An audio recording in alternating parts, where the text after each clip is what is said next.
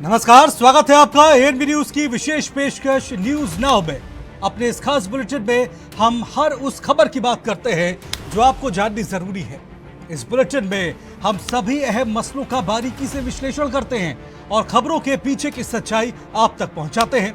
तो चलिए बिना किसी देरी के शुरू करते हैं न्यूज नाउ। 2024 के लोकसभा चुनाव में एनडीए को मिले बहुमत के बाद नरेंद्र मोदी ने लगातार तीसरी बार प्रधानमंत्री पद की शपथ ले ली है।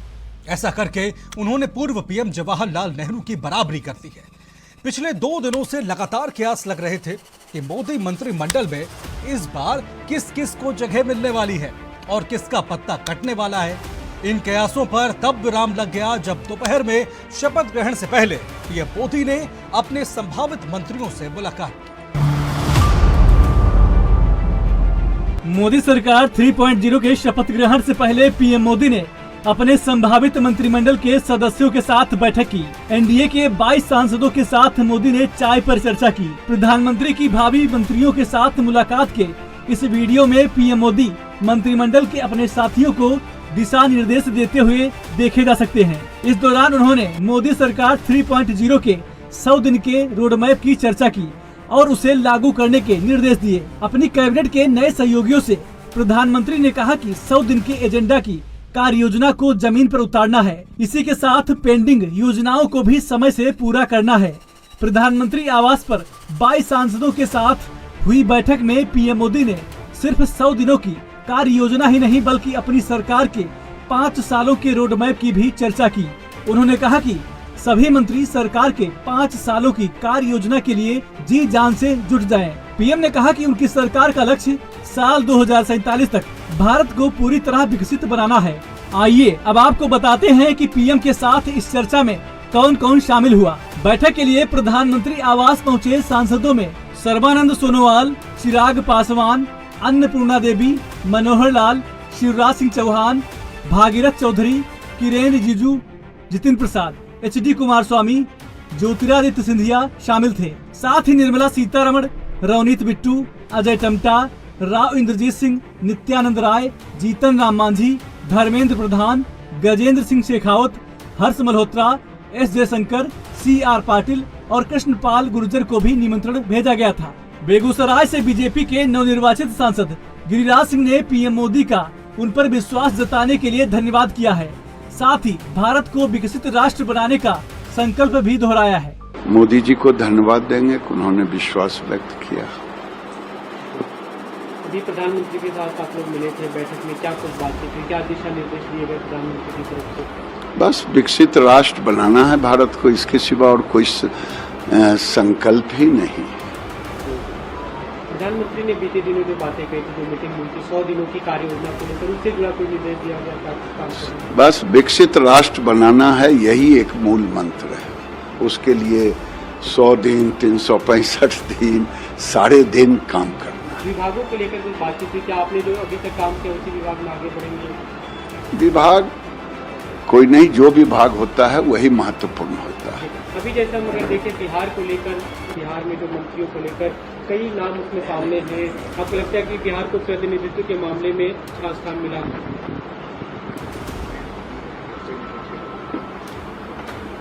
मिला है प्रतिनिधित्व, सब मिलके काम करेंगे बिहार के। एनडीए घटक दलों की जो भागीदारी एक तरह से कही जा रही थी, आपको लगता है कि वो जो अभी तक खींचातानी रही या जो अपोजिशन की तरफ से सवाल उठाए जाते रहे, उसका समाधान हो गया?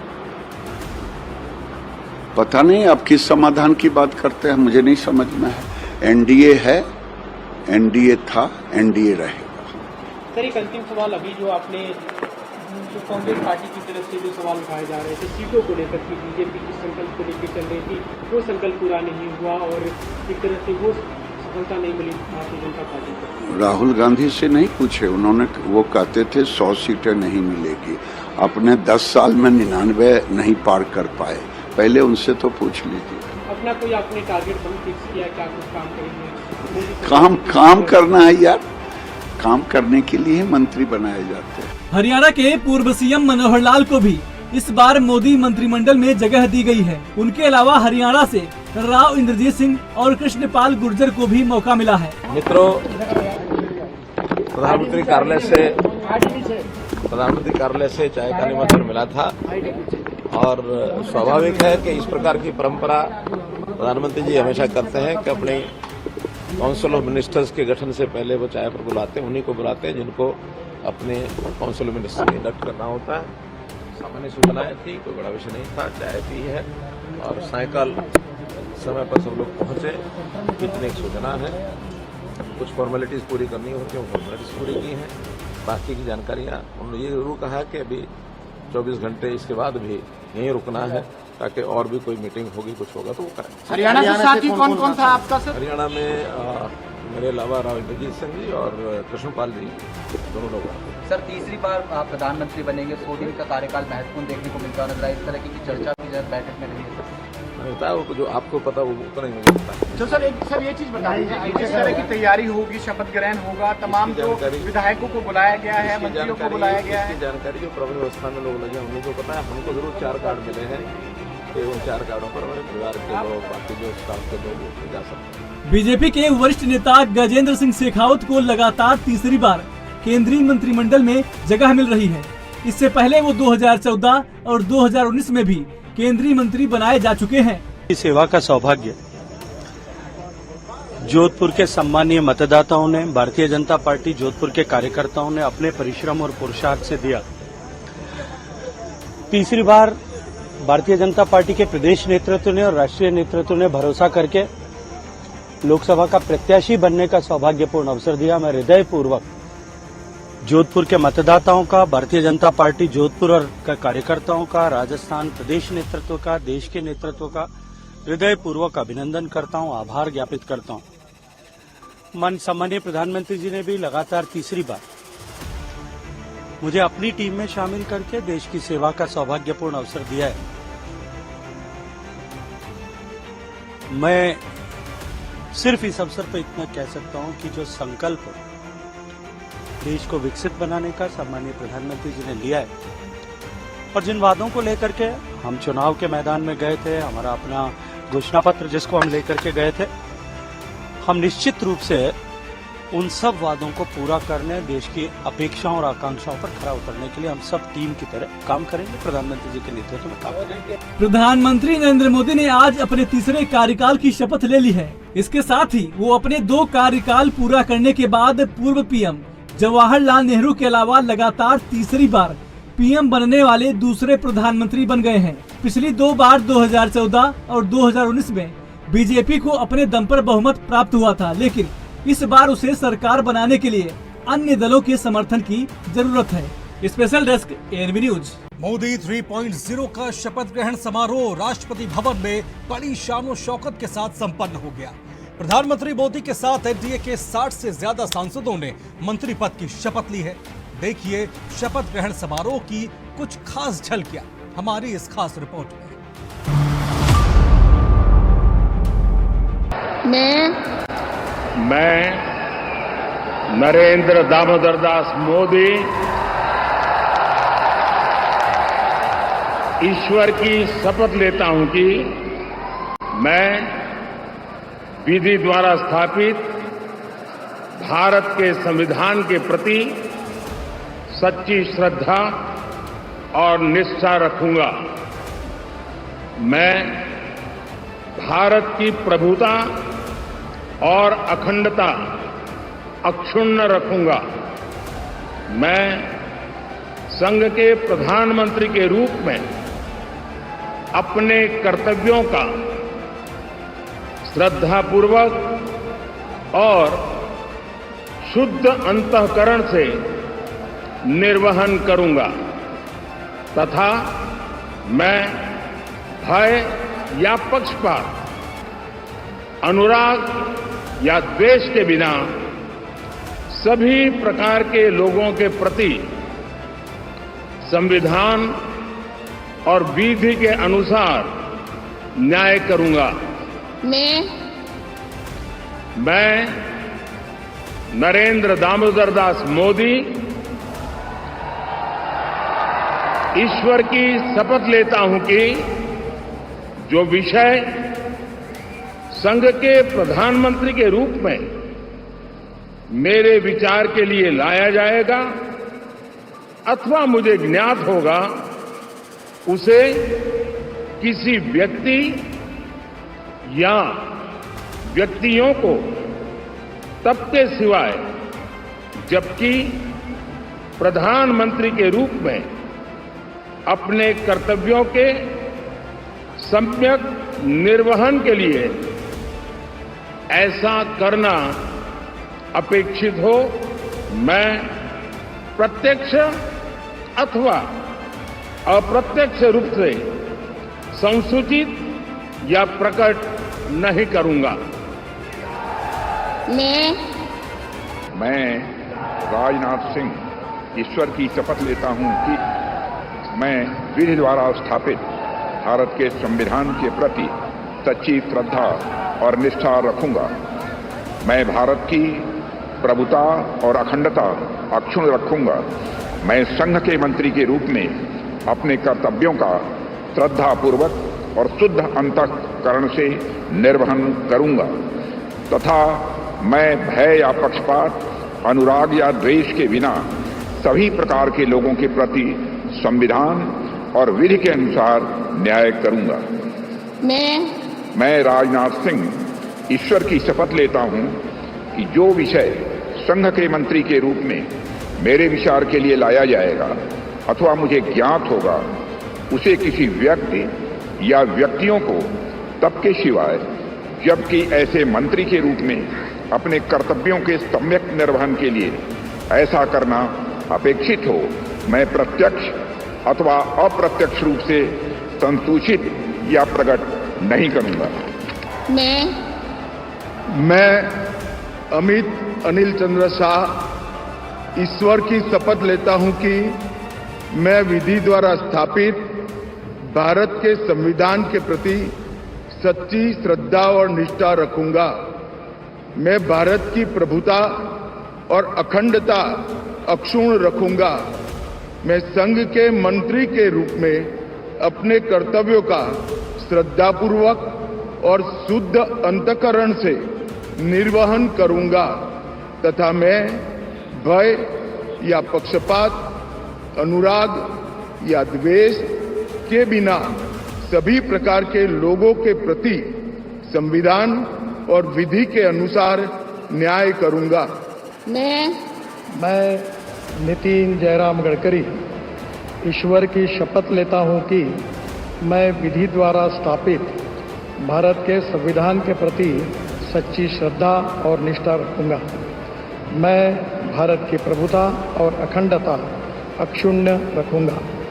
मैं संघ के मंत्री के रूप में अपने कर्तव्यों का श्रद्धापूर्वक और शुद्ध अंतःकरण से निर्वहन करूंगा तथा मैं भय या पक्षपात, अनुराग या द्वेष के बिना सभी प्रकार के लोगों के प्रति संविधान और विधि के अनुसार न्याय करूंगा।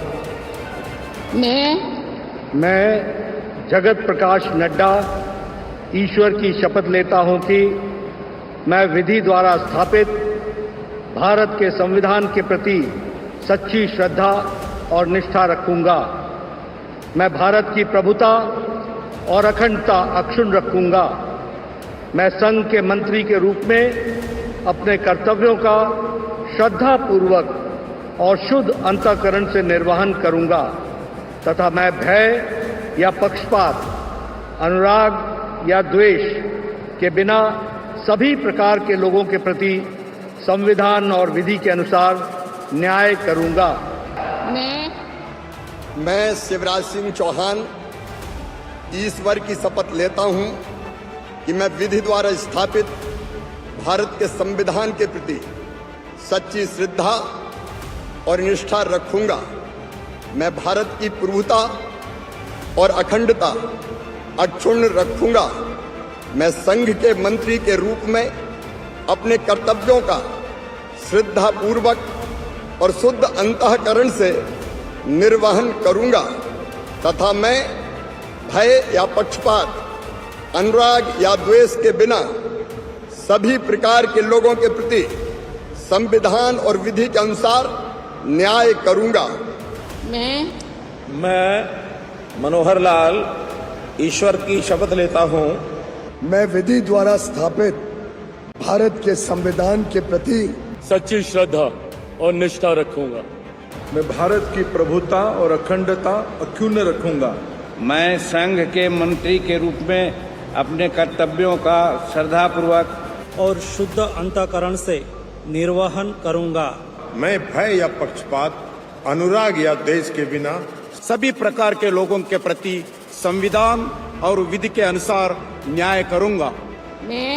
मैं डॉक्टर वीरेंद्र कुमार ईश्वर की शपथ लेता हूं कि जो विषय संघ के मंत्री के रूप में मेरे विचार के लिए लाया जाएगा अथवा मुझे ज्ञात होगा, उसे किसी व्यक्ति या व्यक्तियों को तब के सिवाय जबकि ऐसे मंत्री के रूप में अपने कर्तव्यों के सम्यक निर्वहन के लिए ऐसा करना अपेक्षित हो, मैं प्रत्यक्ष अथवा अप्रत्यक्ष रूप से संसूचित या प्रकट नहीं करूंगी।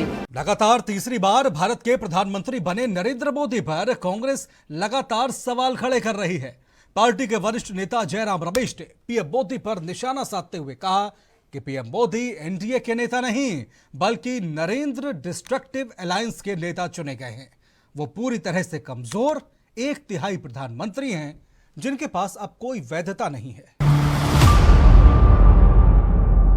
कांग्रेस महासचिव जयराम रमेश ने आगे कहा कि चुनाव में खुद पीएम मोदी ही मुद्दे बन गए थे।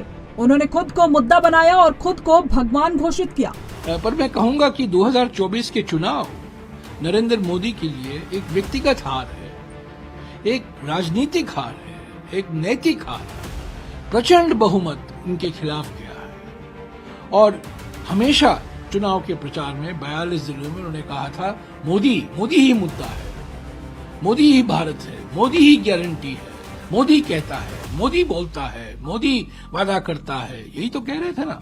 उन्होंने एक दिन कहा मोदी सोचता है, विश्वास हो गया है मोदी को कि मोदी इंसान नहीं है, मोदी भगवान है। लगातार तीसरी बार पीएम बने पीएम मोदी पर जयराम रमेश ने कहा कि इसे खूब प्रचारित किया जा रहा है कि जवाहरलाल नेहरू के बाद नरेंद्र मोदी लगातार 3 बार जनादेश प्राप्त करने वाले पहले व्यक्ति हैं। लेकिन किसी पार्टी को 240 सीटों तक ले जाना और 1/3 प्रधानमंत्री बन जाना जनादेश कैसे है, इसे एक्सप्लेन नहीं किया जा रहा। दूसरी ओर नेहरू को 1952, 1957 और 1962 हर बार 2/3 बहुमत मिला, फिर भी वो पूरी तरह से लोकतांत्रिक बने रहे और अपनी निरंतर उपस्थिति से संसद को बेहद संजीदगी से आगे बढ़ाते रहे। और अपने आप को दावा करते हैं कि मैं तीसरी बार पंडित नेहरू के बाद में मेरा शपथ ग्रहण हो रहा है। पंडित नेहरू को 1952 में, 1957 में, 1962 में 2/3 बहुमत मिला। 370 सीट मिले थे उनको, उससे भी ज्यादा 2/3 बहुमत। फिर भी वो लोकतंत्र में विश्वास रखे, संविधान में विश्वास रखे, संसद को मजबूत बनाया। पिछले 10 साल में बुलडोजर चलाया गया है संसद पर। संसद का इतना भारी नजरअंदाज किया गया है। संसदीय प्रणाली, संसदीय रीति रिवाज, संसदीय ट्रेडिशन, संसदीय समिति सभी डिब्बे में फेंके गए। वाराणसी में पीएम मोदी की लगातार तीसरी जीत पर भी जयराम रमेश ने उनको निशाने पर लिया और कहा कि वो खुद अपनी सीट महज 1.5 लाख से कम अंतर से जीत पाए। वहीं राहुल गांधी ने दोनों सीटों पर प्रचंड जीत हासिल की है। जनादेश तो नहीं मिला है और ऐसा नहीं है कि मार्जिन बहुत छोटा। खुद वाराणसी में 1.5 लाख वोट से कम से जीते हैं। राहुल जी का मार्जिन देखिए 3.5-4 लाख। मार्जिन खुद वाराणसी में लोग तंग हैं उनसे और वो शपथ ग्रहण के बीजेपी के सांसदों ने बैठक नहीं की। उनको होना चाहिए था कि पहले उनको वो नेता चुने, बाद में एनडीए उनको नेता चुनेगी। पहले इन्होंने बाईपास सर्जरी कर दिया बीजेपी के सांसदों पर और एनडीए से घोषित करवा दिया कि मैं एनडीए का अध्यक्ष हूँ।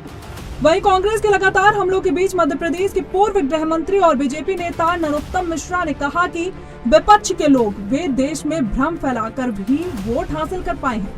टुकड़ों टुकड़ों में बटे हुए लोग कह रहे हैं कि हमारी मिलीजुली सरकार है। जो व्यक्ति पासिंग मार्क्स भी नहीं ला पाए वे पास होने वालों पर सवाल उठा रहे हैं। पीएम मोदी एक वैश्विक नेता है। ये वो लोग कह रहे हैं जो बहुमत से कोसों दूर है, जिन्हें 3 का अंक भी नहीं छू पाया, वो इस तरह की बात कर रहे हैं। वो प्रारंभ से ही आज विपक्ष के जितने भी लोग हैं देश में भ्रम फैला के ही वोट पा पाए, वो जितने भी पा पाए थोड़े बहुत टुकड़ों टुकड़ों में बटे लोग कह रहे हैं कि मिलीजुली सरकार है। मैंने आप अंदाज तो करिए कि कितना लंबा गैप है। उसके बाद ये कह रहे हैं जो व्यक्ति पासिंग मार्क भी नहीं ला पाए वो पास होने वालों पे उंगली उठा रहे हैं। इन लोगों की शुभकामनाओं की आवश्यकता भी मेरे को तो ऐसा प्रतीत नहीं होती जिस तरह की बात वो कर रहे हैं। लेकिन निश्चित रूप से देश के लिए आज अच्छा क्षण है। वैश्विक नेता है माननीय मोदी जी। प्रधानमंत्री जी खुद ही कह चुके हैं कि इस बार बड़े निर्णय और कड़े निर्णय होंगे, और बड़े और कड़े निर्णय होंगे तो निश्चित देश आगे जाएगा। विपक्ष के दावे और आरोप के बीच एक सच्चाई देश के सामने है, और वो ये है कि नरेंद्र मोदी को समूचे एनडीए ने सर्वसम्मति से अपना नेता चुना है और पीएम मोदी लगातार तीसरी बार देश के प्रधानमंत्री नियुक्त हुए हैं। इसके साथ ही वो देश के पहले प्रधानमंत्री जवाहरलाल नेहरू के बाद ये उपलब्धि हासिल करने वाले दूसरे राजनेता बन गए हैं। प्रधानमंत्री नरेंद्र मोदी की नई सरकार बनने के साथ ही ऐसी खबरें आई कि मंत्री पद को लेकर एनसीपी में कुछ नाराजगी है। पीएम आवास पर हुई संभावित मंत्रियों की बैठक में भी एनसीपी की ओर से कोई मौजूद नहीं था। कयासों का दौर परवान चढ़ता कि तभी एनसीपी नेता प्रफुल्ल पटेल ने स्पष्ट किया कि उनको राज्य मंत्री का पद ऑफर हुआ था। क्योंकि वो पहले कैबिनेट मंत्री रह चुके हैं, इसलिए उन्होंने फिलहाल ये ऑफर ठुकरा दिया है। हालांकि उन्होंने ये साफ किया कि गठबंधन में सब कुछ ठीक है। दरअसल मीडिया रिपोर्ट के मुताबिक महाराष्ट्र के डिप्टी सीएम बीजेपी नेता देवेंद्र फडणवीस दिल्ली में एनसीपी सांसद सुनील तटकरे के घर पहुंचे थे। बताया जा रहा है कि एनसीपी नेता प्रफुल्ल पटेल और छगन भुजबल भी यहां मौजूद थे। सुनील तटकरे रायगढ़ लोकसभा सीट से चुनाव जीते हैं, तो वहीं प्रफुल्ल पटेल राज्यसभा के सदस्य हैं। इन सब के बीच उधर शरद पवार गुट की एनसीपी के नेता रोहित पवार ने अजित पवार पर तंज कसा है। उन्होंने कहा अजित दादा की ताकत कम कर दी गई है और बीजेपी ये संदेश देना चाहती है कि हमें आपका फायदा नहीं हुआ। रोहित ने यहाँ तक कह दिया कि अजित दादा को आगे चलकर बीजेपी के चिन्ह पर चुनाव लड़ना होगा। साथ ही उन्होंने चुटकी लेते हुए कहा कि दादा के साथ प्रफुल्ल पटेल का सबसे ज्यादा फायदा हुआ है। ईडी की जांच भी बंद हुई और राज्यसभा भी मिली। मैं यही देखूंगा, मैं हर वक्त कहता था कि बीजेपी के पास जो भी लोक नेता जाता है उसकी ताकत कम कर दी जाती है, और अजीत दादा की ताकत वैसे कम करते करते अभी जो है लोगों ने तो लोकसभा में दिखा दिया है। तो मुझे ऐसा लगता है बीजेपी ये संदेश देना चाहती है कि लोकसभा हुआ, हमको आपका फायदा नहीं हुआ। उनको लगा था दादा को पास करने के बाद साहब का ताकत कम होगा। उल्टा कह सकते हैं कि साहब का ताकत वहाँ पे बड़ा, लोग बहुत ताकती से उनके साथ रहे, तो इसीलिए उनका भी यूटिलाइजेशन नहीं रहा था। आगे जाते हुए शायद अजीत दादा को और उनका जो भी मित्र जो नेता है उनको बीजेपी के चिन्ह पे वहाँ पे लड़ना पड़ेगा। और सबसे ज़्यादा फायदा प्रफुल्ल पटेल जी का हुआ है। उनकी ईडी की जो कार्रवाई थी वो निकल गई। राज्यसभा उनके 2 साल हो गए थे, उन्होंने वापस रिन्यू करके 6 साल करके लिए। तो सबसे स्मार्ट बंदा अजीत दादा के पास कौन है, तो वो प्रफुल्ल पटेल है। साहब के साथ रहते हुए मंत्री पद लिया, लोगों से हारा, साहब ने राज्यसभा दिया, मंत्री पद दिया, जो भी उनका अच्छा हुआ वो अच्छा करके लिया। अभी दादा के साथ जाने के बाद वापस उन्होंने ईडी ने जो कार्रवाई किया था वो भी निकाल दी था। सबसे ज्यादा फायदा प्रफुल्ल पटेल जी का हुआ है, बाकी किसी को भी फायदा हुआ नहीं। एनसीपी में मची उहापोह के बीच बीजेपी के साथ कदम ताल मिलाकर चल रही शिवसेना के सांसद मोदी सरकार के साथ खड़े नजर आ रहे हैं। महाराष्ट्र की कल्याण लोकसभा सीट से सांसद और मुख्यमंत्री एकनाथ शिंदे के बेटे श्रीकांत शिंदे ने कहा कि वह केंद्र में मंत्री बनने के इच्छुक नहीं है। मेरी रुचि पार्टी का काम करने और उसे मजबूत बनाने में ज्यादा है।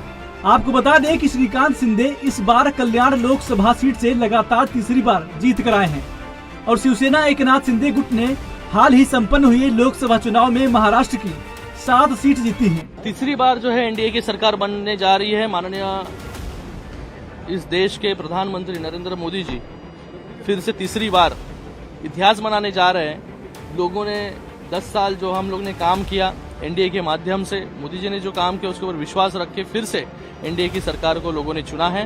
तो एक इतिहास है, ये इतिहास के साक्षीदार जो है पूरा देश जो है वो कल होगा। फ्लोर लीडर की एक जिम्मेदारी है, वो जिम्मेदारी के साथ जो है हम लोग काम करेंगे।